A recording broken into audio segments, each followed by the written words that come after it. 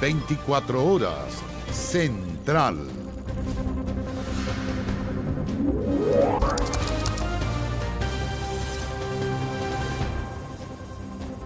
¿Qué tal? ¿Cómo están? Buenas noches, bienvenidas, bienvenidos a las noticias. Fíjese que exactos 3 minutos duró un llamativo robo en caravana, en donde de manera coordinada 20 delincuentes encapuchados asaltaron una bodega que almacenaba computadores y celulares. Es el segundo atraco a esta empresa en menos de una semana. Miren. Solo autos de color blanco participaron en este millonario atraco. En total, 6 vehículos con más de 20 delincuentes encapuchados que con cronómetro en mano tardaron exactos 3 minutos para concretar el robo. Full así preparado, los weones. Concha tu madre, ¿verdad?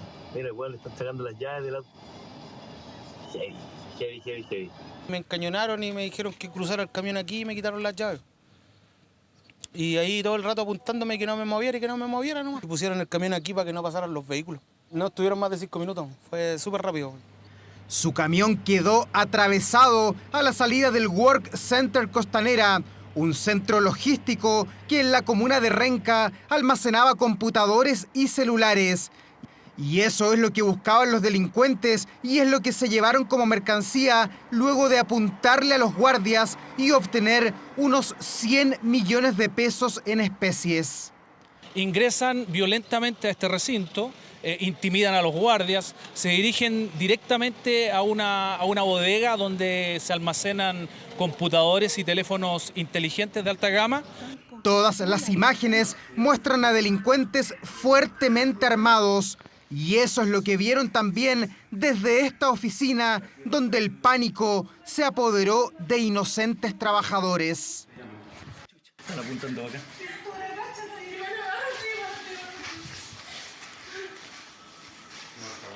Cinco minutos llevamos. Cállate, tienen todo controlado.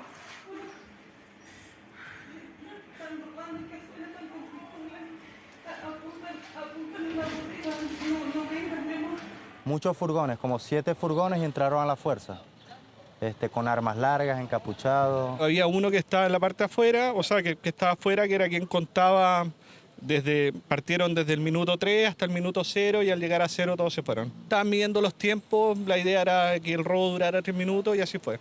Para los dueños del local asaltado, los 20 delincuentes tenían un conocimiento acabado del lugar. Estaban dateados, es lo que se repite como corolario de este robo que hasta ahora resultó a la perfección. 2, 3, 4. 1, 2, 3, 4, 5. Sí, ya se fueron, 5. Para uno, como para el tránsito. Oh, qué terrible. Estos datos, completamente. Estamos entregados a lo que pueda pasar, o sea, vamos a seguir trabajando, vamos a hacer lo mejor posible nosotros, pero esta cuestión ya se fue de las manos. Para los guardias, empleados y administradores, el robo fue como una película repetida. La madrugada del pasado viernes también fueron asaltados. Habían varios autos y decenas de delincuentes que ese día escaparon con celulares y computadores ante la inminente llegada de la policía.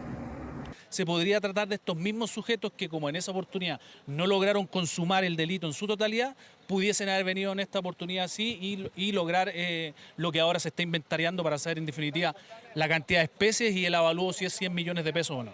El OS9 y la Bocar de Carabineros quedaron a cargo de esta investigación que ya revisa decenas de cámaras de seguridad que muestran la llegada y también el rápido escape de esta inusual banda que logró coordinar al menos a 20 delincuentes. Puras camionetas robadas. Tras casi 22 horas de duro debate, la ley de presupuesto ya está en el Senado. Claro, la Cámara de Diputados cumplió con el despacho en una extensa sesión que se desarrolló hasta las 8 de la mañana. Sí, claro, terminó durante esta jornada y de hecho esta polémica involucró al Instituto de Derechos Humanos, organismo que por ahora se quedó sin recursos. No hay otra manera de describirlo.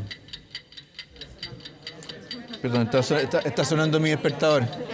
La alarma de las 8 de la mañana del ministro Marcel fue reflejo de una noche intensa y extensa. Muy bien. Coincidencia o no, el sonido para despertar se convirtió en el que finalmente marcó el término de una maratónica jornada en la Cámara de Diputados. Tensa sesión, 21 horas y 43 minutos de debate, de aprobación y despacho hacia el Senado de la primera ley de presupuesto del gobierno de Gabriel Boric. Estamos satisfechos por el trabajo que se ha hecho. Por supuesto, hay algunos temas que vamos a tener que corregir en lo que resta de la tramitación del proyecto. Correcciones necesarias porque la jornada sumó varias polémicas y la del Instituto Nacional de Derechos Humanos fue una de ellas.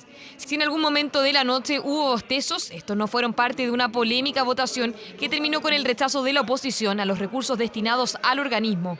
Creemos que el INDH ha perdido todo tipo de objetividad e imparcialidad respecto a las actuaciones que ejecuta. Es el resultado de la instrumentalización política del instituto por parte de sectores de ultraizquierda. Señal política que por ahora deja sin recursos a un organismo que debe velar por el resguardo a los derechos humanos. Casi 15.000 millones de pesos destinados a su financiamiento, una acción que refleja la molestia de un sector político que se arrastra desde el estallido social, celebrada en redes sociales por miembros del Partido Republicano y criticada por la institución. Un golpe muy duro para la democracia. Y avanzan entonces ideas negacionistas de que en el país no ocurren violaciones a derechos humanos, lo que es muy grave para la democracia y su fortalecimiento. Ataques a la institución, dicen, que fue acompañado por el rechazo al programa de patrimonio cultural, dineros destinados a organizaciones como el Museo de la Memoria y fundaciones como la de Salvador Allende y la Fundación Frey. Desde la DC, cuyos votos fueron claves, reconocieron un error. Se había solicitado una votación por separado y eso indujo a error a varios parlamentarios de la bancada de la Democracia Cristiana. Fue una confusión y obviamente esperamos que haya un cambio en esa partida en el Senado. El tradicional consomé en horas de la madrugada corría para calmar las energías que se habían desbordado por la polémica de este martes. Me lo agregas a mi cuenta. El rechazo a la partida del presupuesto de Interior, cuyos montos iban destinados a las policías y a la Fiscalía, y habían obligado a una sentencia de la vicepresidenta. Ayer en la noche las bandas de crimen organizado estaban celebrando. La Secretaría General de Gobierno, liderada por Camila Vallejo, también recibió el rechazo a recursos destinados a personal y asesorías. Negativa de una Cámara cuyos miembros explicitaban los efectos de una extensa jornada. Necesitamos dormir. El reloj avanzaba, las páginas también. Ha aprobado el financiamiento para el Plan Buen Vivir. Buenas noticias para el gobierno que antes había manifestado su disconformidad por el intento de Chile Vamos de elevar la pensión garantizada universal a 250.000 pesos. Silencio, por favor. Que las pifias hay que acallarlas. Llamado al orden del nuevo presidente de la Cámara, que se ha enfrentado a la oposición, que lo ha amenazado con una eventual censura. Un poco de brillo, arreglar el corbatín para continuar con las votaciones. Ahora, en el Senado, el gobierno iniciará la tarea de reponer los recursos rechazados en la Cámara por ser insuficientes en algunos ítems, como acusó la oposición. Uno es en materia de seguridad, quedó al debe. Segundo es en materia de salud, quedó al debe. Yo espero que en el Senado prime una lógica de responsabilidad y por tanto que pensemos lo que es bueno para el país. Lamento que muchas veces el debate respecto a la ley de presupuestos se haya llevado adelante bajo una lógica partisana. Presupuesto 2023 que será analizado por la Cámara Alta a partir del próximo martes, en donde se espera que no se repitan estas imágenes luego que la corporación descartara sesionar durante la noche. La jueza de San Bernardo, que provocó una colisión múltiple en estado de ebriedad, quedó libre. Sin embargo, no podrá salir del país y su licencia de conducir quedó suspendida. Tuvo que esperar un buen rato para que un taxi la fuera a buscar y retirarse escondida desde un tribunal. Esta magistrada estuvo al otro lado del estrado, en la banca de imputados. Como que le empecé a decir que se bajara, así, y ella como que no reaccionaba y me decía que se tenía que ir. Porque se quería como arrancar. Frente al volante de este auto azul estaba la jueza Eliana Garay Herrera, del Juzgado de Familia de San Bernardo. Protagonista de un accidente en cadena, no alcanzó a reaccionar a tiempo. Estaba como ida, yo le hablaba y ella me decía, ya sale, me tengo que ir, o córrete, ya, así como que no le importaba. Una colisión por alcance en camino El Copihue en Calera de Tango, y donde estos dos autos avanzaban lento por la congestión. Este vehículo fue el que pegó por alcance.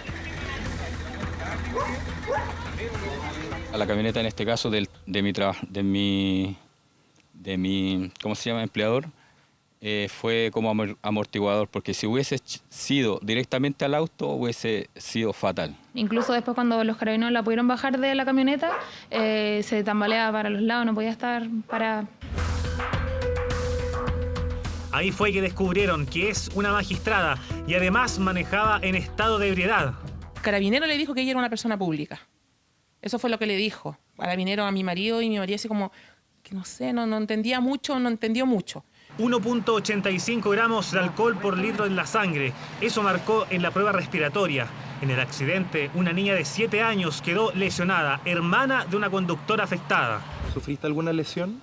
Gracias a Dios no, pero los niños, creo que en adelante ellos sufrieron una lesión. La magistrada pasó a quedar detenida. Estuvo toda la noche en un cuartel policial hasta que llegó el momento de enfrentar a la justicia. Cuénteme, doña Eliana, ¿cuándo y quién la detuvo? Me detuvieron ayer, alrededor de las 4 de la tarde.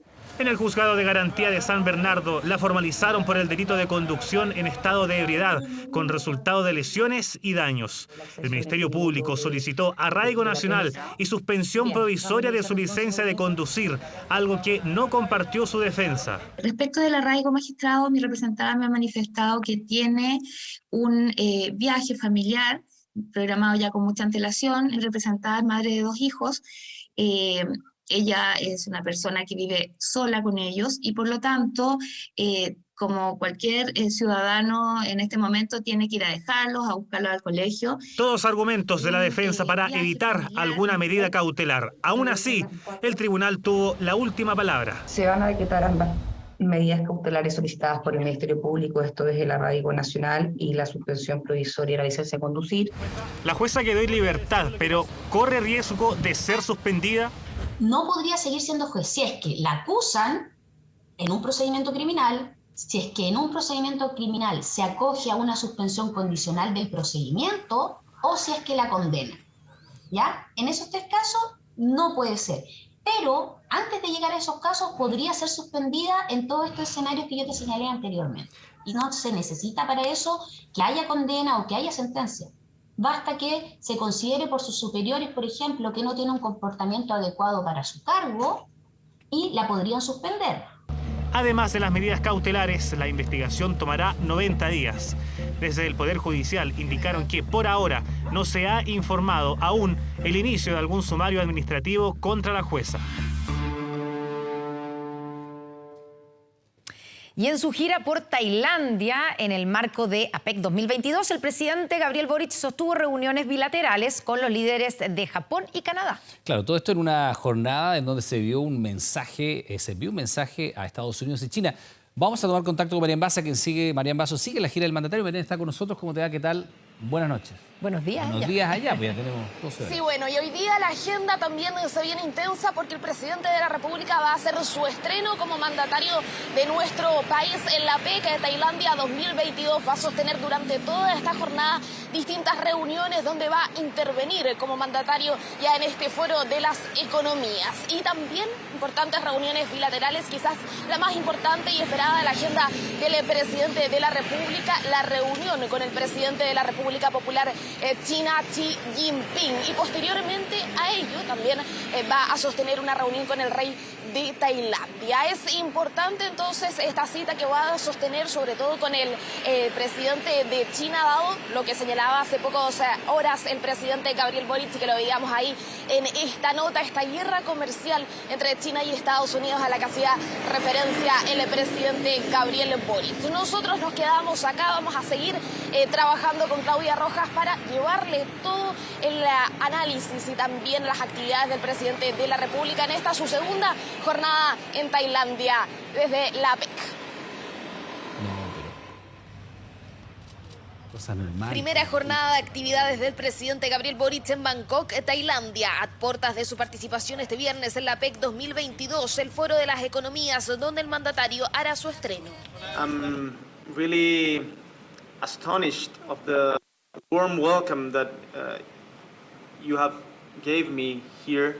Antes de la esperada jornada de este viernes, el presidente, al igual que en su pasada gira a Nueva York, visitó una universidad, Chulalongkorn, una de las más importantes del país. Las relaciones comerciales de Chile fueron parte del conversatorio donde participaron decenas de estudiantes. Ahí el mandatario aludió a la guerra comercial entre Estados Unidos y China y aclaró la postura de su gobierno previo a su reunión con el presidente chino Xi Jinping.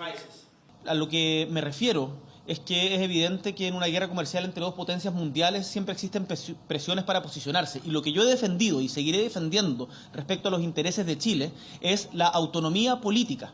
La autonomía política para poder tener relaciones libres de cualquier tipo de presión en el sentido de excluir a una parte. En guerras comerciales entre dos potencias tan grandes, la verdad es que nuestro país lo que hace es defender su autonomía política para relacionarse con ambas partes. Relaciones que este jueves buscó afianzar con el primer ministro de Japón y Canadá en reuniones privadas. El presidente Boric mantiene una estrecha relación con el primer ministro canadiense Justin Trudeau, pero eso no fue suficiente para que ese país firmara las side letters del TPP-11 propuestas por Chile para modificar el mecanismo de resolución de controversias entre los estados y las empresas. Firmamos un memorándum de entendimiento con el primer ministro Justin Trudeau, lo firmaron de hecho nuestra canciller con la ministra de Comercio. Ese documento lo vamos a hacer público, así que se los podemos mostrar después para que vean el detalle, en donde básicamente se promueve una revisión del mecanismo de resolución de controversias entre empresas y Estado. La canciller Urrejola reafirmó que Chile depositará el TPP-11 antes de fin de año y confirmó la negativa de Canadá de apoyar el mecanismo propuesto por Chile que ha generado la demora en el depósito. Sobre el TPP-11, entonces Canadá no va a firmar las side letters, para que quede claro. No, no va a firmar side letters, pero sí va a abrir el debate sobre el mecanismo al interior de otros tratados en general. Y también en el TPP, como también el Tratado de Libre Comercio que tenemos nosotros con Canadá. Parte de su agenda también contempló participar del foro que reúne a los empresarios de las 21 economías que conforman la APEC. El mandatario llamó a invertir en Chile reconociendo las dificultades que el país enfrenta. Instó también a confiar en las reformas que impulsa su gobierno. He puesto el énfasis en la necesidad de construir economías y negocios que sean sustentables, sostenibles en el tiempo y también la importancia de mejorar la distribución de la riqueza en nuestros países para generar una mayor cohesión social, con reglas claras para las inversiones de largo plazo, y eso es algo que tuvo muy buena acogida entre los inversionistas extranjeros.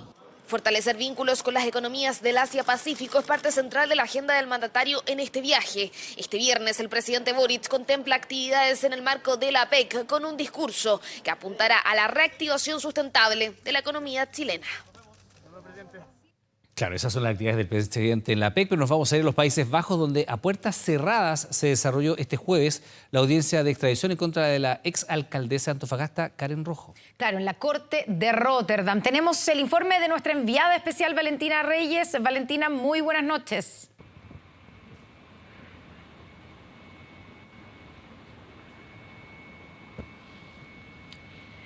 Hola, ¿cómo están? Muy buenas noches, los saludamos desde Rotterdam. Ya hay fecha y hora para conocer la decisión de la justicia de Países Bajos respecto a la extradición de Karen Rojo. Será el jueves 8 de diciembre a la 1 de la tarde, hora de Países Bajos, a las 9 de la mañana, hora chilena. En ese minuto se va a conocer qué se decide respecto a la extradición de la exalcaldesa de Antofagasta, condenada a 5 años y un día por fraude al fisco, que escapó a este país hasta Países Bajos.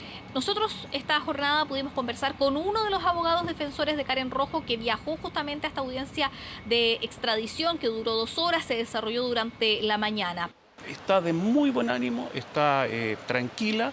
Ella estuvo hoy día presente en la audiencia, escuchó los argumentos que planteó la abogada que la representa acá en Países Bajos, Tamara Buruma.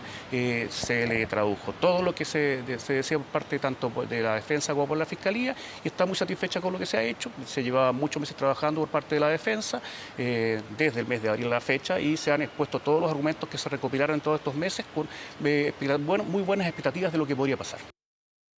A la vez, en Chile, habló la Fiscalía de Antofagasta. Se refirió a los tratados que hay con Países Bajos que podrían facilitar la extradición de Karen Rojo. Porque, atención, no hay tratados de extradición, pero hay otros acuerdos que quizás puedan ayudar en este caso para que la exalcaldesa vuelva al país a cumplir con su condena. Existe un convenio de las Naciones Unidas sobre corrupción, la cual fue ratificado por Chile en su oportunidad y también por Países Bajos. Refiere al combate y la prevención de los estados del mundo en contra justamente de actos de corrupción como en este caso. El jueves 8 de diciembre, cuando se conozca esta decisión de los tribunales del distrito de Rotterdam, atención, porque será una audiencia pública, pero no estará Karen Rojo, así nos adelantaba uno de sus abogados, pero ahí se sabrá qué puede pasar, si se acoge esta solicitud de extradición o se rechaza. En cualquiera de las alternativas se puede ir hasta la Corte Suprema, y si se va a recurrir a la Corte Suprema, por lo menos son 3 o 4 meses más de este proceso. Por lo tanto, a este caso en Países Bajos le queda bastante tiempo por delante, porque la defensa de Karen Rojo nos manifestó que ellos van a apelar a todas las instancias posibles para evitar que la exalcaldesa sea extraditada. Y por otro carril corre la solicitud de la defensa de Karen Rojo de asilo político. Así que a este caso le queda tiempo todavía. Nosotros nos despedimos desde Rotterdam. Muy buenas noches allá en Santiago y por supuesto a todo Chile.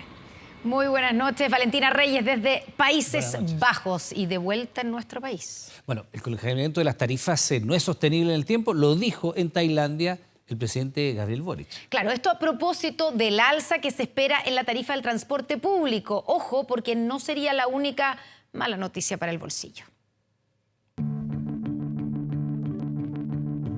Todo caro, todo ha subido, imagínense más el transporte y más encima de mala calidad. Es demasiado lo que están cobrando en todo caso, demasiado. O sea que suba menos por último, porque después viene el alza del TAC, que es normalmente todos los primeros de enero. Es una nueva presión para el bolsillo de los chilenos, es que a las alzas de los alimentos y los combustibles, todo indica que se sumará un aumento en el precio del transporte. Los peajes, el metro y red deben reajustar sus tarifas en los próximos meses, tema que por supuesto inquieta a los usuarios. Claro que afecta el bolsillo porque por cualquier persona que trabaja todos los días significa un gasto todos los días, todas las semanas. Ahora es importante que la gente no se salte los pasajes, porque al final todos vamos a pagar el costo también. Veo mucha gente que sube sin pagar pasaje, mucha. 700 pesos cuesta el boleto de red, 720 pesos en promedio el metro. Lo que ha dicho el gobierno es que esta alza sería de entre 1 peso y la variación del IPC, es decir, podría llegar a los 75 pesos. La cifra no ha sido confirmada, pero ya tensiona al oficialismo. Por ello, desde Tailandia, el presidente Boric hizo un llamado al orden a prueba de dignidad ante las voces que piden congelar las tarifas nuevamente. Sabemos que el congelamiento de tarifas por más de 3 años consecutivos no es sostenible en el tiempo.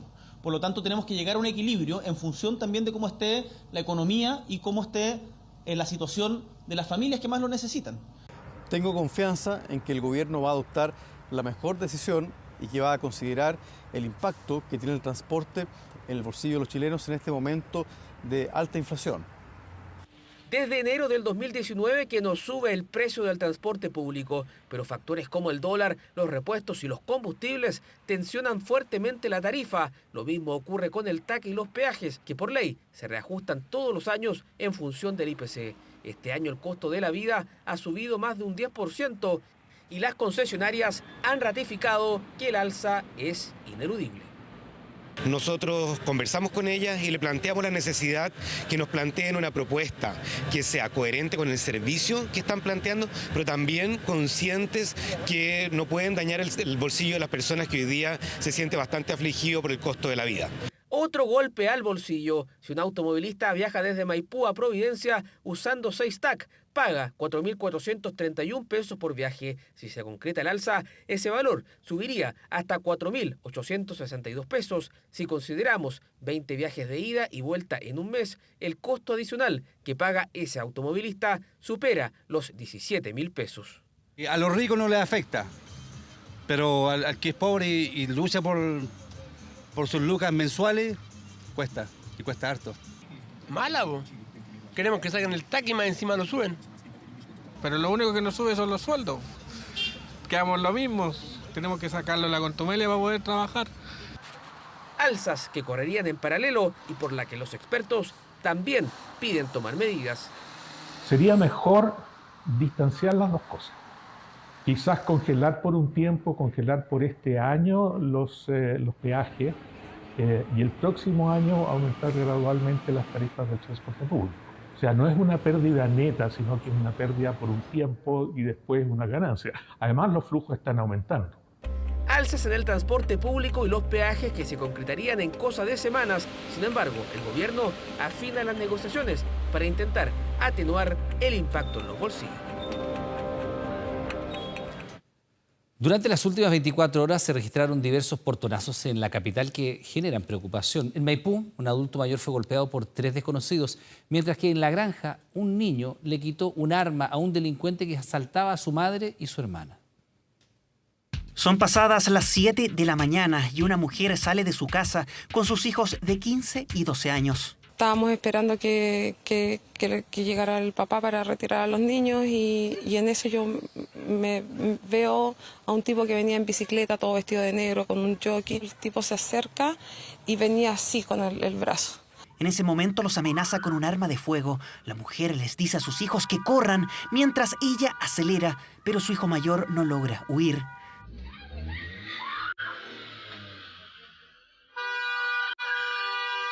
La hija sale corriendo, pero el hijo se quedó ahí, con los brazos abiertos, así como ya, yo me quedo que se vaya mi mamá y mi hermana. Y yo me detengo en la esquina a esperarlo y lo veía por el retrovisor que él estaba con las manos ahí, el tipo lo seguía apuntando. Y yo le decía, hijo, corre, corre, corre. Al notar que su hijo es apuntado con el arma, decide detenerse. El ladrón corre hasta ella para sacarla del vehículo. Me toma del pelo, del hombro, y yo no me podía zafar del cinturón hasta que lo logro soltar, y en eso el tipo me botó, yo rodé, la hija gritaba. Son momentos de máxima tensión. Al ver que su madre está en peligro, su hijo adolescente vuelve a involucrarse y forcejea con el delincuente. Y él forcejeó y le quitó el arma, ¿cachai? Y yo le decía, hijo, por favor, deja que se vaya, ¿cachai? O sea, imagínate si se llega a percutar el arma. La Fiscalía Sur decretó las primeras diligencias a unidades especializadas de carabineros para esclarecer estos hechos, mientras que la unidad de víctimas y testigos de nuestra Fiscalía se encuentra prestando el apoyo necesario a las víctimas. Un violento episodio que se registró en una jornada marcada por portonazos. En Maipú, un hombre de la tercera edad fue abordado por 3 desconocidos que lo golpearon y lo tiraron al piso. Según testigos, la víctima quiso recuperar un bolso que tenía en el vehículo, pero los delincuentes aceleran cuando todavía estaba en el maletero. Que el caballero iba arriba de la camioneta, del auto del mismo. Yo no sabía, pensé que lo había raptado, una cosa así, pensaba, y más allá lo botaron. Y yo estaba ahí, pero yo no me di cuenta que tenían pistola. Y yo me puse a gritar que lo dejaran, que no le pegaran, que lo dejaran. El hombre quedó tendido en el piso y fue ayudado por vecinos. A pocas cuadras cerraron la puerta trasera del vehículo antes de continuar con dirección desconocida. Carabineros toma conocimiento en el lugar del hecho y coloca todos los antecedentes a disposición del Ministerio Público de oficio, ya que la víctima no quiso realizar la denuncia. También en Maipú se registraron otros 2 portonazos que finalmente fueron frustrados. Ante estos hechos, desde el gobierno indican que las indagaciones deben abordar el mercado secundario tras estos delitos. La labor de la Fiscalía es identificar y perseguir a los delincuentes. Ahí es donde deben estar sus recursos y su energía. Lo que hoy necesita la ciudadanía es que todas las instituciones del Estado trabajemos por mayor seguridad bajo un sentido de urgencia y operatividad. Violentos portonazos que no dan tregua y que por sobre todo despiertan la preocupación de los automovilistas. Más de 3 días desaparecido lleva un estudiante chileno cuya familia denunció que fue secuestrado en Cochabamba, Bolivia, donde estudia medicina. Sus presuntos captores habrían exigido el equivalente de 150 millones de pesos para liberarlo y se teme que haya sido llevado a una zona tomada por el narcotráfico y otros delitos. La policía se encuentra movilizada buscando a Fernando Enrique Salazar, Julio, de 22 años de edad, que se encuentra desaparecido. Estamos como muy preocupados, es una angustia que vivimos, pero día a día. Familiares presuntamente habrían recibido una llamada donde pedían una recompensa por la libertad de este joven. Y solamente queremos que aparezca bien. Los medios bolivianos siguen de cerca el caso, uno hasta ahora sin explicación.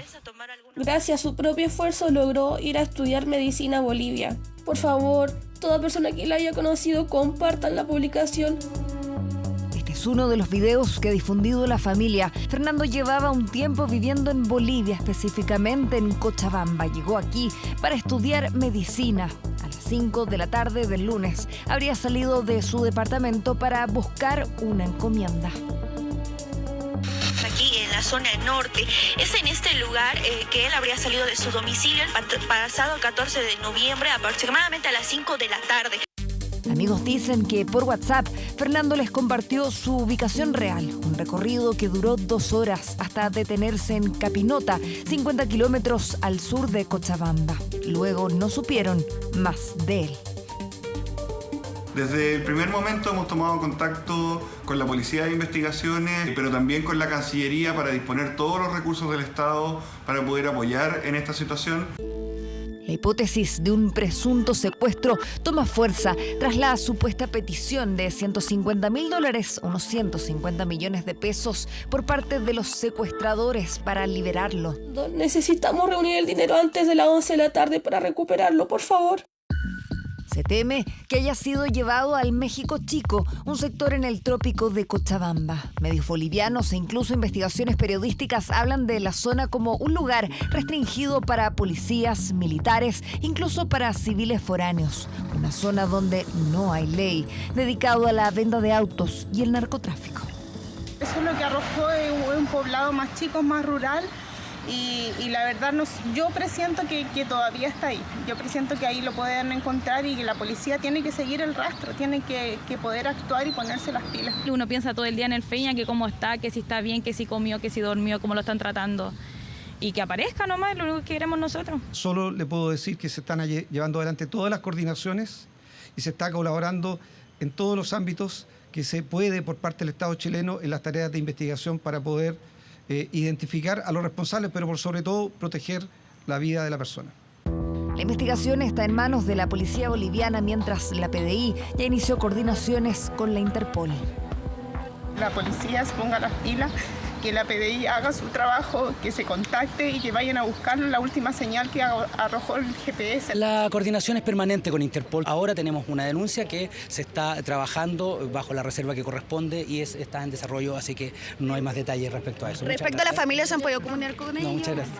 Cautela de parte de las autoridades y policías, hermetismo de parte de la familia, que hoy prefieren no dar una entrevista. Desde la Cancillería informaron que a través del Consulado de Chile en La Paz ya se encuentra en conocimiento del caso y está colaborando con las autoridades locales para realizar todas las diligencias necesarias para dar con el paradero de Fernando. Bueno, y como apreciamos en estas imágenes, Ucrania vivió hoy su primera nevada, la cual anticipa un invierno mucho más crudo en medio de la guerra con Rusia y los bombardeos a su infraestructura eléctrica. Ataques que han tenido consecuencias también en los países vecinos.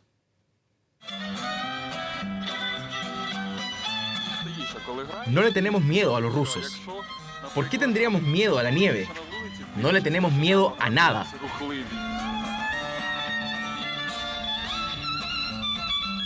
A los niños les encanta la nieve y los árboles de Navidad. La guerra es la guerra, pero los niños también necesitan ser felices.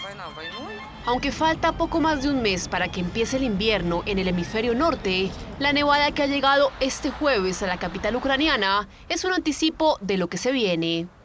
Me gusta mucho el invierno y la nieve, pero esta es la primera vez que siento miedo porque hace frío, porque nuestros soldados tienen frío y se avecinan tiempos difíciles. Y es que este será el primer invierno completo para los ucranianos, tras la invasión que desató Rusia el pasado 24 de febrero, en medio de una guerra cuyos bombardeos han apuntado en los últimos días específicamente a su sistema eléctrico. Las explosiones han resonado en ciudades como Kiev, el puerto sureño de Odessa y la devastada Zaporilla, en donde los soldados ucranianos ya se enfrentan al rigor del frío. Pero los ataques rusos no afectan solo el suministro eléctrico de Ucrania, que ha tenido que sobreponerse a apagones en sus ciudades a pocas semanas de que las temperaturas lleguen a los 5 grados bajo cero. También ha sucedido en países vecinos como Moldavia, que ha sufrido apagones en al menos 6 de sus ciudades. Los flujos eléctricos van en parte de Ucrania a Moldavia y viceversa. Cuando una estación es bombardeada allá y ocurren desconexiones masivas en varias estaciones, nuestro sistema también se desequilibra. Tras la tensión que desató la muerte de 2 civiles polacos por un misil ruso que aparentemente fue desviado por el sistema antiaéreo de defensa de Ucrania, el presidente Andrzej Duda visitó este jueves la zona impactada y reiteró que a pesar de que el gobierno ucraniano insiste en que se trató de un ataque ruso, la evidencia no avala esta hipótesis. Lo que escucharon de mí y del primer ministro sobre las causas de este trágico incidente que ocurrió aquí, lo repetiré una vez más. Según nuestros expertos, fue un accidente. En medio del drama que vive Europa producto del conflicto, en las últimas horas Rusia y Ucrania extendieron el acuerdo de exportación de granos desde los puertos ucranianos por al menos 120 días. Una iniciativa que ha permitido que se exporten 11 millones de toneladas de cereales y otros productos básicos para aliviar la crisis económica que ha traído esta guerra. Quiero expresar mi profundo compromiso y el de la ONU en hacer todo lo posible para la implementación sin problemas de este acuerdo en Estambul por parte del Centro de Coordinación Conjunta, algo esencial para evitar una crisis alimentaria el próximo año. Un 2023 que partirá con un invierno más crudo que de costumbre en Europa, que se enfrenta al desafío de los cortes de gas ruso y a las consecuencias del conflicto entre los dos países más extensos del viejo continente. Un helicóptero en el que viajaba una importante autoridad mexicana perdió el control y se estrelló, dejando al menos 5 personas muertas. La nave pertenecía a la Secretaría de Seguridad Pública de Aguascalientes, donde viajaba el titular de la cartera. Debido al impacto, el hombre falleció de inmediato junto a otras 4 personas de su equipo de trabajo. Hasta el momento, las autoridades aseguran que el hecho se trató de un accidente y han descartado que haya sido un ataque directo contra el funcionario principal. Presta atención, tienen vista al mar, segundo piso e incluso conserje. Son las viviendas de una toma en la cual habitan 200 familias y que se ha ido transformando en un verdadero condominio. Los dueños de este terreno, que está ubicado en Orcón, intentan desalojar hace 3 años a quienes ocupan ilegalmente este lugar. Podría tratarse de un nuevo proyecto inmobiliario en la región de Valparaíso. Desde las alturas, casas con amplios patios, algunas de ellas incluso con 2 pisos. Hemos llegado hasta la localidad de Orcón, en donde hace 3 años se ha levantado este conjunto de tomas denominado Altos de Rucalhue, un verdadero condominio VIP, como ha sido denominado por quienes viven en este sector, que además de contar con servicio de electricidad, tiene conserjería, incluso se estarían pagando el símil a gastos comunes. 16,8 hectáreas con una privilegiada vista al mar. Millonario terreno que le fue arrebatado a una comunidad de 81 funcionarios en retiro de Carabineros que pretendía construir un lugar donde descansar. Obedece toda esta toma a una maquinación fraudulenta para subdividir el terreno tomado y venderlo a un precio bastante considerable. Toma VIP, como se le conoce en el sector, inversión que ascendía a los 6.000 millones de pesos y que hoy tiene a los propietarios del predio de brazos cruzados, viendo cómo día a día aumenta la cantidad de ocupantes, que hoy asciende a 200 familias. Siempre se les dijo en forma tajante de que este terreno no estaba en venta, muy por el contrario. En el lugar fue imposible poder conversar con la dirigente que lidera la ocupación irregular, lo mismo con quienes ahí habitan. Los vecinos aseguran que en su mayoría se trataría de casas de veraneo. Pero esto llegó de un día a la mañana, con retroexcavadora, con camiones, tienen las casas como casas VIP, según de vivienda. En verano cuando más ve usted, sobre todo aquí yo cierro, ponte usted a las 8, 9, pero aquí llueve, qué sé yo, las botillerías. Como que brotaron como los hongos después de la lluvia. Ahora los cabecillas de la toma enfrentarán una querella por usurpación y ocupación ilícita. Eso en paralelo a una orden de demolición municipal decretada en 2020 que no puede concretarse mientras no haya desalojo. Que aunque quisiéramos entrar a la propiedad, no podemos hacerlo. Debemos esperar la autorización de parte del tribunal para poder ejercer las acciones correspondientes. Sin embargo, según expertos, existen herramientas legales para que Carabineros pueda actuar y materializar un desalojo sin la necesidad de una orden judicial. La toma o ocupación ilegal se trata de un delito de usurpación que ocurre de forma permanente y por lo tanto existe flagrancia mientras exista la permanencia en la comisión del delito. Según datos de la Fundación Techo, la cantidad de viviendas irregulares aumentó exponencialmente en los últimos años. En la región de Valparaíso creció un 112%, realidad que a nivel nacional subió en un 73,52%. Ante este escenario de emergencia habitacional, encontramos que es completamente inaceptable que construyan viviendas no por una necesidad ni por una emergencia, sino únicamente para poder tener viviendas de lujo. Un lujo irregular que en Altos de Rucahue los usurpadores aprovechan como segundas viviendas para arriendo frente al mar, mientras la comunidad de dueños aún no puede hacer uso de los terrenos en los que invirtió para su vejez. Ya, y en el absoluto contraste, menos dineros, menos regalos, son parte del pronóstico que realiza la Cámara Nacional de Comercio para esta Navidad, que llega en medio de un complejo panorama económico y que traería de vuelta algunos clásicos obsequios. ¿Cuáles son? Los vemos en el siguiente informe. Es el mes más esperado por el comercio. Las ventas navideñas muchas veces les permite salvar el año. Sin embargo, para este, el pronóstico no es auspicioso. ¿Cree que este año va a ser una Navidad más austera?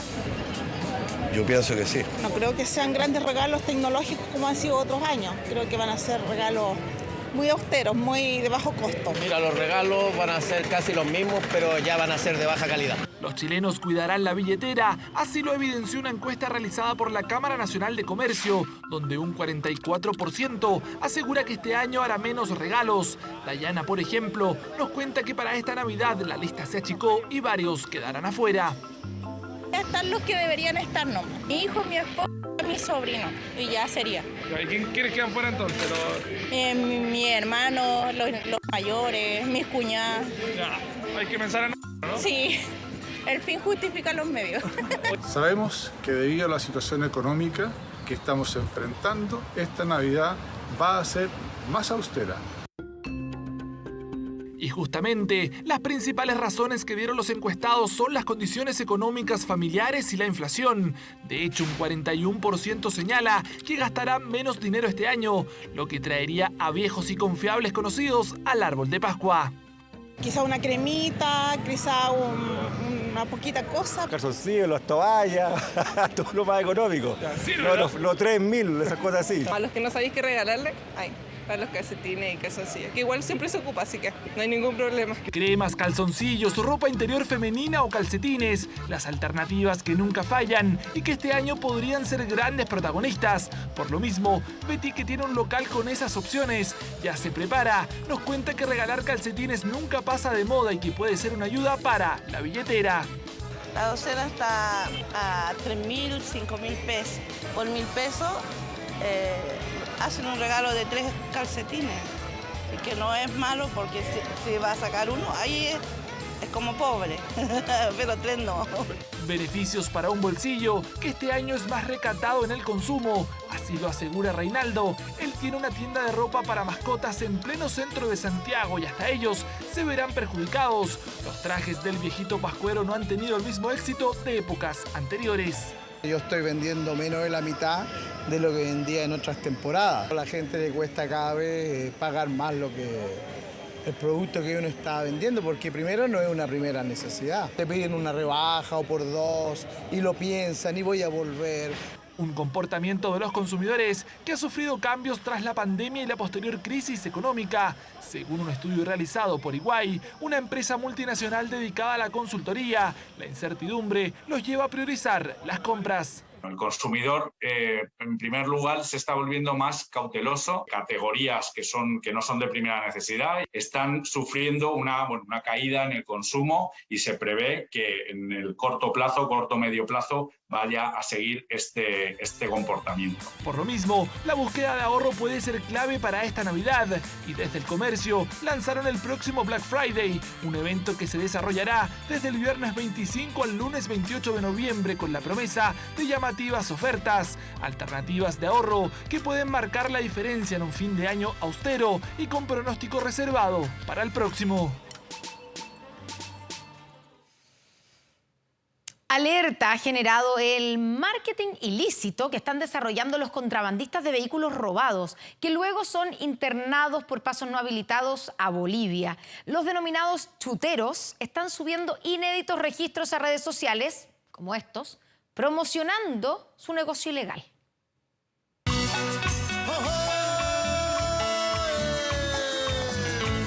Inédito y osado registro grabado en plena frontera de Chile con Bolivia.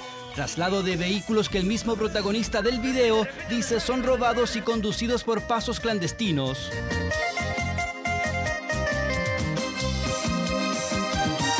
Con canciones ad hoc para el extenso viaje hacia el país altiplánico y mostrando cada detalle de la ruta, coincide con lo que se sabe de los contrabandistas de automóviles. Varias de las víctimas que han perdido sus vehículos en la región cuando nos comunicamos con ellas, nos dan a conocer de que sus vehículos están siendo publicitados de distintas maneras en redes, digamos, o en medios sociales. Fenómeno que ha levantado la alerta sobre esta modalidad, que según los investigadores va en aumento, de la mano también con el alza del robo de vehículos a nivel nacional. En estos registros, que suben a plataformas como TikTok, hacen un verdadero trabajo de marketing, promocionando los, entre comillas, pedidos.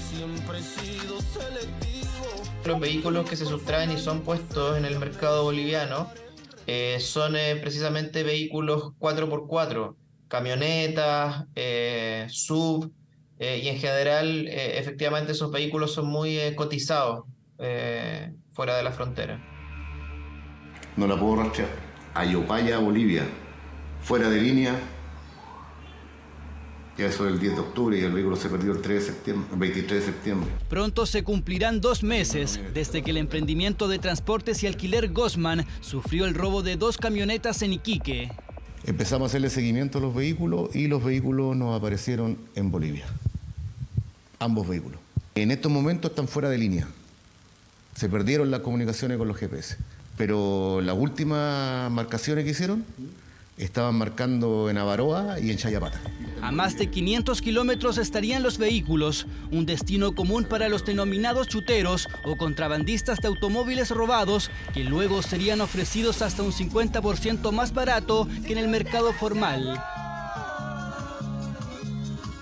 Diariamente somos testigos de cómo familias de la región de Tarapacá reportan el robo de sus vehículos. Lamentablemente, estos hechos se concretan a través de pasos no habilitados por sectores alejados de nuestra comuna. Hemos logrado incautar más de 800 vehículos y recuperando solo en la comuna de Alto Hospicio más de 400. Ese es el camino que queremos seguir trabajando. Caravanas de vehículos por la frontera, vulnerando todo tipo de control. Se los llevan sin patente, incluso prueban sus capacidades en hostiles terrenos. Las bandas de crimen organizado lo que hacen es lograr o generar rutas y luego esas rutas las ocupan o utilizan para diversos delitos. Y uno de ellos, evidentemente, es la comercialización o el traslado de especies que hayan sido sustraídas, como lo son los vehículos. Al llegar a Bolivia, los vehículos son blanqueados y luego insertados al parque automotriz como si nada hubiese pasado antes. Por eso en este emprendimiento son categóricos. Según lo que nos dicen, es ya casi imposible recuperarlo. Otro país, otra jurisdicción, los medios no están como para ir para allá, aparte de que son mafias, según lo que dicen, que se llevan los vehículos, no está como para ir en forma particular para ir para allá. O sea, hay que darlos por perdidos. Es probable que las 2 camionetas hayan seguido la misma ruta de estos otros vehículos. Cientos de kilómetros que logran recorrer para llegar a Bolivia. Si hay riesgos de ser capturados, poco les importa, si incluso suben cada paso que dan a redes sociales. A menos de un año del incendio más grande de la historia de la isla de Chiloé, el 93% de las más de 140 casas quemadas ya están en pie. Se espera que para fin de año se complete el proceso de reconstrucción. El jueves 9 de diciembre de 2021, parte de Castro ardió en el incendio más grande en la historia de la isla de Chiloé.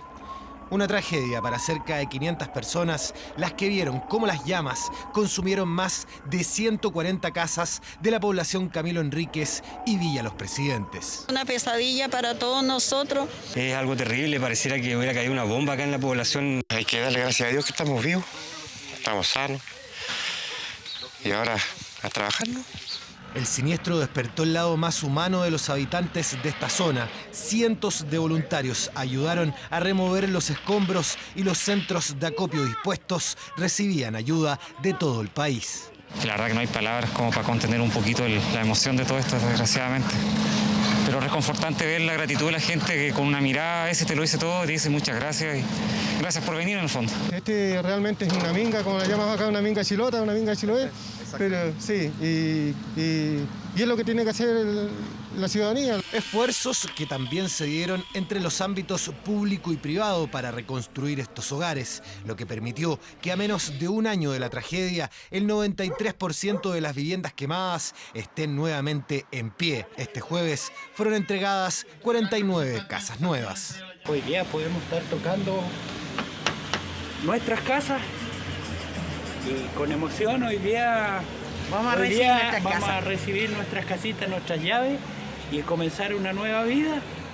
El matrimonio Moraga Pradenas asegura estar despertando de una pesadilla. Con caras alegres recibieron su nueva casa, la que está completamente habilitada para vivir.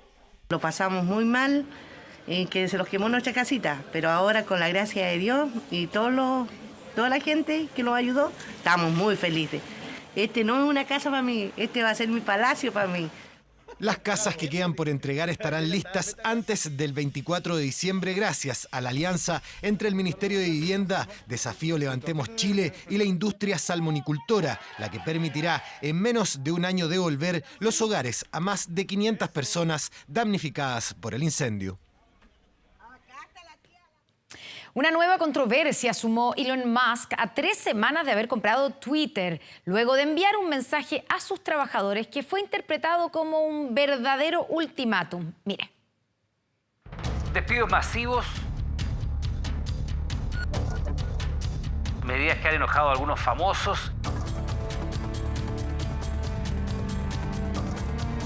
Y ahora, un ultimátum. Una controversia tras otra ha enfrentado Elon Musk, el empresario y multimillonario fundador de Tesla, desde que compró la red social Twitter por $44.000 millones. Ahora, el hombre más rico del mundo exigió a los empleados de la aplicación realizar un trabajo extremadamente duro o abandonar la empresa. Un ultimátum enviado por email en el que dará 3 meses de indemnización a los trabajadores que no respondan el formulario de continuidad. Él quiere imponer y tratar de llevarlo como a una refundación, por así decirlo, pero está tratando de aplicar una cultura de un emprendimiento a una marca que no es un emprendimiento. Él le ha puesto demasiada presión en 3 semanas a una compañía que no lo necesitaba así. Serán muchas horas de alta intensidad, advirtió el dueño de la empresa del pájaro azul en relación a las exigencias con las que busca reestructurar Twitter para darle un ingreso importante a la red y hacerla menos dependiente de los anuncios. ¿Qué quiere hacer y qué quiere lograr? Yo me imagino que es mucho foco en producto, monetizar y buscar formas de que Twitter pueda generar ingresos que no dependan de la publicidad, porque hoy día el 90% de sus ingresos depende de la publicidad y está buscando eso. Los mismos trabajadores han expresado su molestia a través de Twitter, lo que ha generado varios despidos y demandas colectivas. Así, por ejemplo, el ingeniero de software Eric Frohoefer, quien corrigió a Musk a través de la red social, fue despedido por el magnate. Entonces, yo creo que el plan de Twitter es correcto. ¿Cuál es el plan de Musk para Twitter? No sé si sea el correcto o no. Lo que sí creo que él ha sembrado más dudas que certeza con lo que está haciendo. Circunstancias que se suman al caos que desató el nuevo servicio de verificación de pago, que terminó siendo removido temporalmente luego de que usuarios se hicieran pasar por empresas y destacadas personalidades.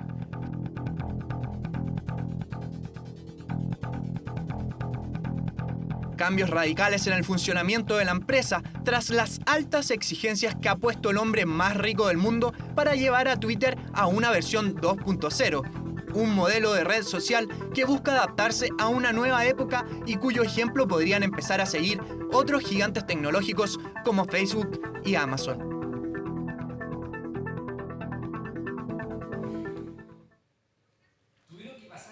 4 años para que la Feria Internacional de Santiago, la FISA, volviera a decir presente. Desde este miércoles y hasta el domingo se van a desarrollar una serie de actividades enfocadas en la gastronomía, el turismo y la tecnología. Mire. ¿Saben lo que es la FISA? No. ¿Saben lo que es la FISA? Para los más jóvenes es una sigla desconocida, sin embargo para otros... Claro, yo me llevaba cuando chico, la Feria Internacional. Solo buenos recuerdos. Era la novedad, yo era chico y te traían juguetes, cosas que eran novedosas, globos, cosas así que... puras novedades que no existían en esos años, te hablando en los años 80. Y claro, si Hernán era chico, para recordar lo que era la Feria Internacional de Santiago que funcionaba en Cerrillos, hay que viajar en el tiempo.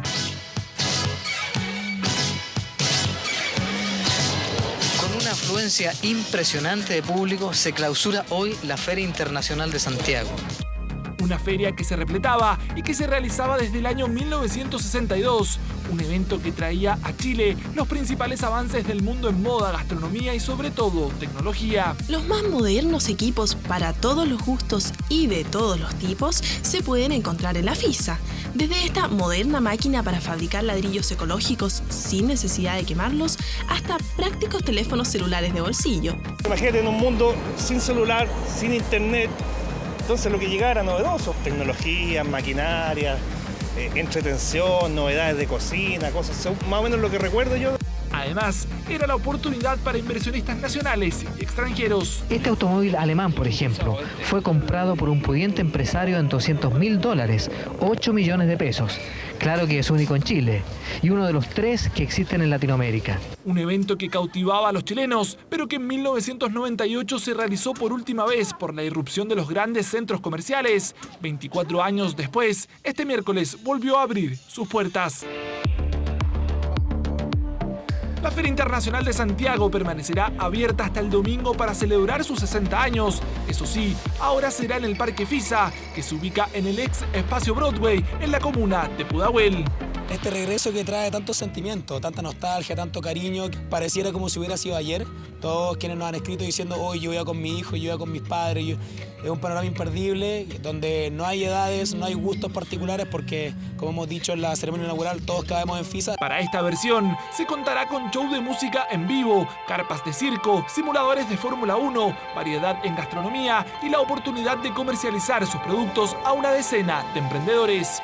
Mi rubro es los insumos, la venta de insumos para la gente que borda. Excelencia en cuanto a calidad, digamos, y bueno, variedades. Vendemos insumos y herramientas para diferentes emprendimientos. Una nueva versión que también contará con representaciones extranjeras. Las embajadas de más de 20 países de Europa, Oriente y Latinoamérica pondrán a su disposición oferta turística, cultural y tendencias. Aunque el foco también es local, el evento espera potenciar el turismo nacional. Más de 1.000 metros cuadrados dedicados exclusivamente al turismo. Van a encontrar en los stands a empresarios y empresarias turísticas, a las distintas ofertas, para encantarse con nuestras regiones, para recorrer nuestro país y además para apoyar a esta industria. Atracciones que en su día de estreno algunos ya disfrutaron. Hacía falta que volviera algo así. Hermoso, me encanta, feliz.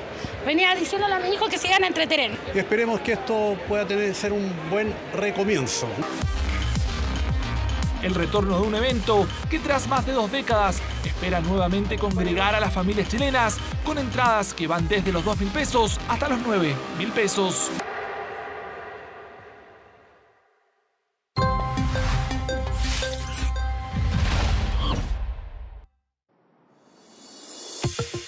El cohete más poderoso ya despegó hacia la Luna y en su camino ya ha captado algunas sorprendentes imágenes.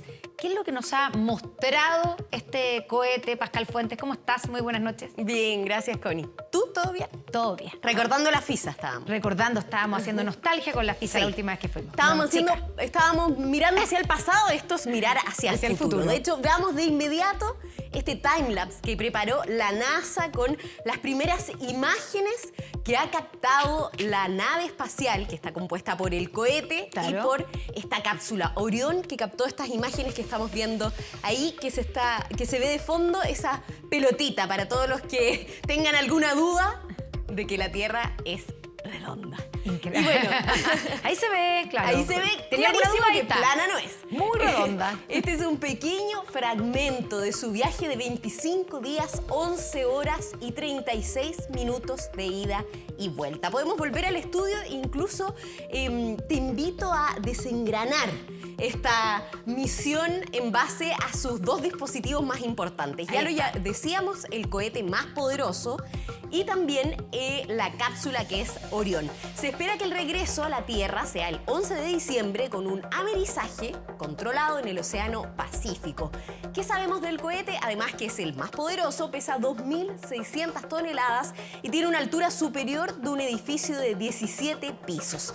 Ahí se nos desarma y queda la cápsula Orión, que es fruto del trabajo de más de, escuche, 30.000 personas de distintas partes del mundo. Incluso todos los nombres de las personas que trabajaron en esta cápsula están aquí grabados en unos diminutos microchips en la nave. ¿Saben qué dice el uniforme del ingeniero que controla la nave? Desde acá, desde la Tierra, por supuesto. Non sufficit orbis. La frase en latín quiere decir el mundo no es suficiente.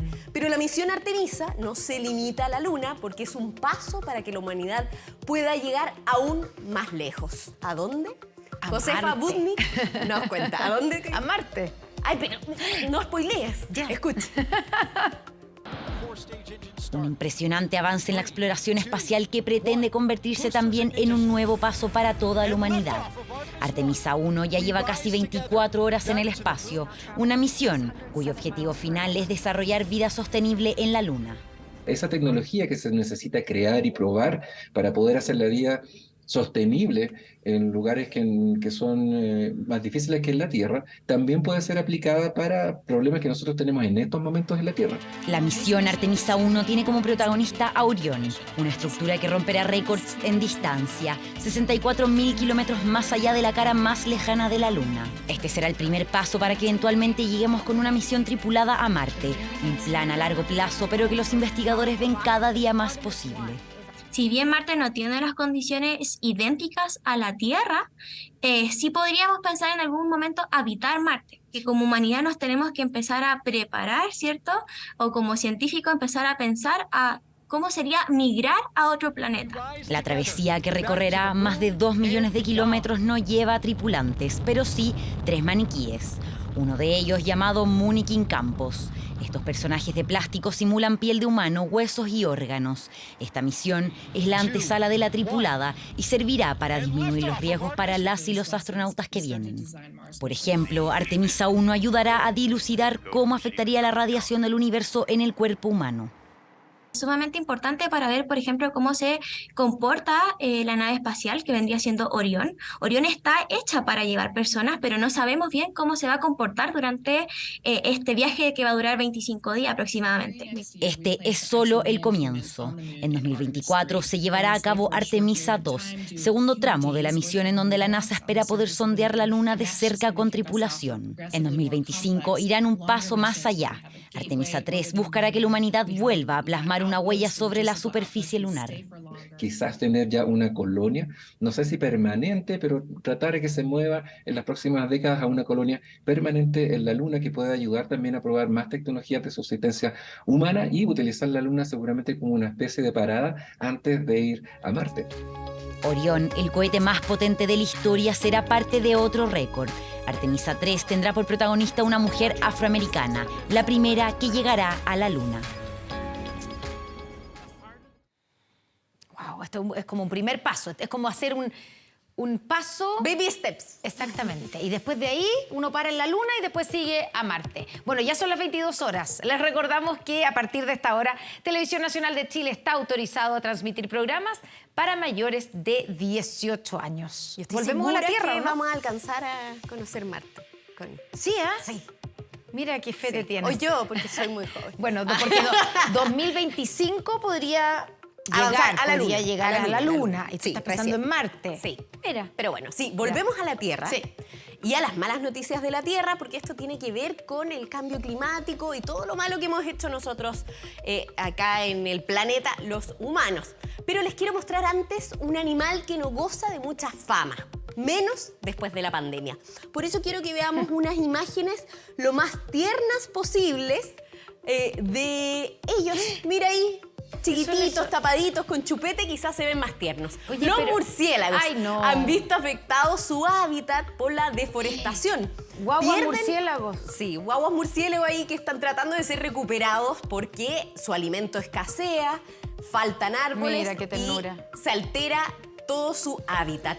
Y esto no solo afecta a ellos, sino que puede tener repercusiones tan dramáticas como las que ya vivimos y que seguimos viviendo en esta pandemia.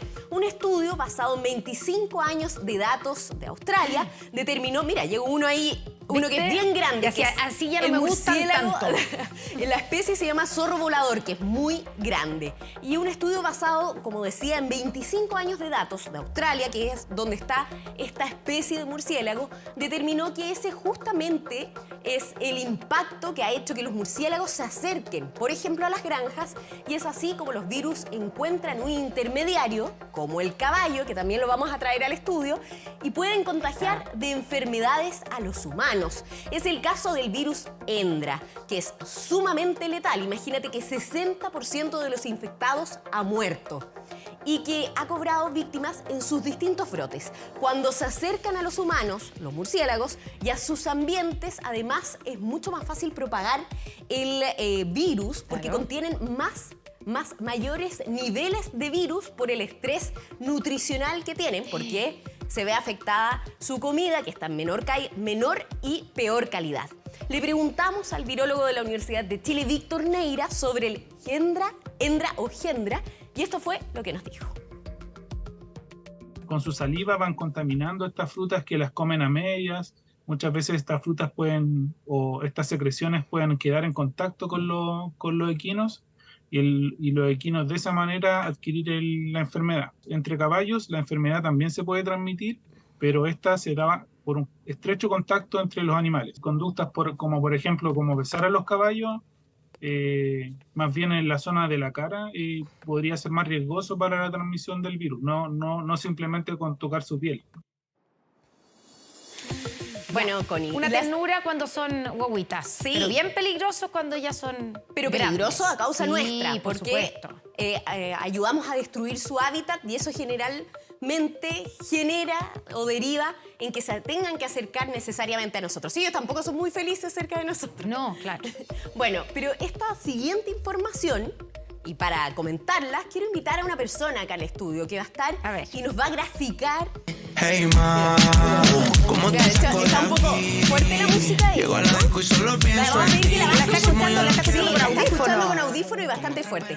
Ahí la eliminaron completamente. Bueno, ahí estaba escuchando el top 1 en Chile de Spotify. Pero bueno, el 24% de los jóvenes que escuchan música a todo volumen o que acuden a espacios ruidosos, como las discotecas, corren peligro de perder la audición. ¿Cuántas veces nos dijeron eso cuando éramos nosotros jóvenes? Y escuchábamos la música, pero mucho más bajo que esto. Mucho más bajo y nos repetían. Bueno, una revisión científica publicada en la revista British Medical Journal Global Health calcula que entre 670.000 y 1.350 millones de adolescentes y adultos jóvenes en el mundo corren el riesgo de perder parte de su salud auditiva. Influye la intensidad del ruido, pero también el tiempo de exposición. Los médicos lamentan que este problema está tan trivializado. De alguna manera no hay conciencia que efectivamente podemos hacernos daño. ¿Cuál es una de las principales recomendaciones? No usar más de 60 minutos el audífono a más de 60% de su intensidad. ¿Más recomendaciones? Escuchemos a un especialista. El daño auditivo se produce en el oído interno, específicamente en la cóclea. La cóclea tiene unas células que se llaman células ciliadas, que son las que se dañan por el ruido muy potente. Cuando uno pone el 100% de la salida del volumen del audífono, se estima que la salida es alrededor de 100 decibeles. Por lo tanto, para que sea seguro, uno debería dejarlo el volumen el 50% de lo que te entrega el aparato. Y además se recomienda el uso de audífonos que van fuera del canal auditivo. Se recomiendan, eso es importante. Por fuera, sí. Yo justo estaba diciendo, no, justo pero eso es que que es está saliendo en la importante ese imagen. punto, que se recomiendan los audífonos así, no esos, o sea, no estos. No los que van dentro, como nuestra muela, sino que vayan por fuera y que además, ojo con eso, se recomienda también, son más seguros los que son capaces de disminuir el ruido externo, porque finalmente eso nos permite escuchar a un volumen más bajo. Bajo volumen. Claro, más normal. Más bajo volumen, un menor volumen, mejor dicho. Ya, perfecto. Aprendimos bastante y tenemos además recomendaciones. Muchas gracias, Pascal. Gracias a ti, buenas noches a todos. Muy buenas noches y seguimos con todo el deporte. Gustavo Huerta, vamos contigo.